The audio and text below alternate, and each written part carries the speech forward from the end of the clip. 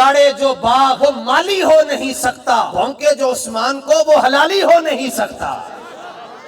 کہاں بیٹھے ہوئے، کس کا جھوٹا کھاتے ہو؟ ایک غزوہ تبوک کی میں بات کروں تاریخی اعتبار سے، حضرت کان کھول کے سنیں، حضور نے فرمایا پیسے چاہیے، عثمان غنی آئے، یہاں پیسے رکھ، ادھر اس جیب میں بھی اور اس جیب میں، اور کہاں کہاں پیسے رکھے ہوئے تھے، یہ آپ کی آستین جو ہے نا، اہل عرب آستینیں کھلی رکھ، یہاں پر پیسے ڈال کے لائے، یہاں پر، اور آ کر حضور کے قدموں میں رکھ، اور حضور آپ کے پیسوں کو اوپر نیچے کر رہے ہیں، کسی کے ہاتھ حضور کے ہاتھوں جیسے نہیں، کسی کا اشارہ رسول اللہ کے اشارے جیسا نہیں ہو سکتا۔ از اول تاخر سارے سبحان اللہ کہیں، کیونکہ میں نبی کے داماد کا ذکر کر رہا ہوں۔ ہمارے پنڈی گھیت کے ایک بہت بڑے خطیب، فقیر آدمی، قلندر حضرت مولانا بشیر احمد صاحب چشتی رحمۃ اللہ تعالی علیہ کو جب پتہ چلا کہ ایک بندہ عثمان غنی کی بے ادبیاں کرتا ہے، تو آپ نے ایک بڑا تاریخی جملہ اردو میں کہا تھا، اہل ذوق کی نظر، آپ فرماتے تھے کہ کافر بڑا بے چین ہے کہ عثمان ذو النورین ہے۔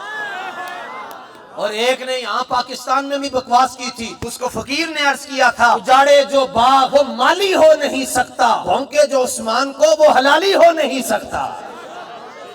آپ جس کو داماد بناتے ہیں سب سے زیادہ آپ کو اس پر اعتماد ہوتا ہے، اس لیے بیٹی کی نسبت اس کے ساتھ طے کرتے ہیں، اور حضور نے تو 2 بیٹیاں عطا فرمائی، یہاں پیسے ڈالے، یہاں پیسے ڈالے، گود میں، جیب میں، حضور کی بارگاہ میں آ کر ڈھیر لگا دیا، سرکار آپ کے پیسے، ترمذی کی حدیث ہے، اور پیسے اوپر نیچے کر رہے ہیں اور فرما رہے ما در عثمان ما عمل بعد اليوم، آج تو بعد عثمان ایک نماز نہ پڑھے عثمان پھر بھی جنتی ہے۔ لاؤ دنیا کو کوئی پیر جو کہے میرا مرید ایک نماز بھی نہ پڑھے پھر بھی جنتی، لاؤ دنیا کو کوئی عالم، لاؤ غوث کو تب ابدال لے آؤ جو کہے جڑا میرے پاس بندہ ایک نماز بھی نہ پڑھے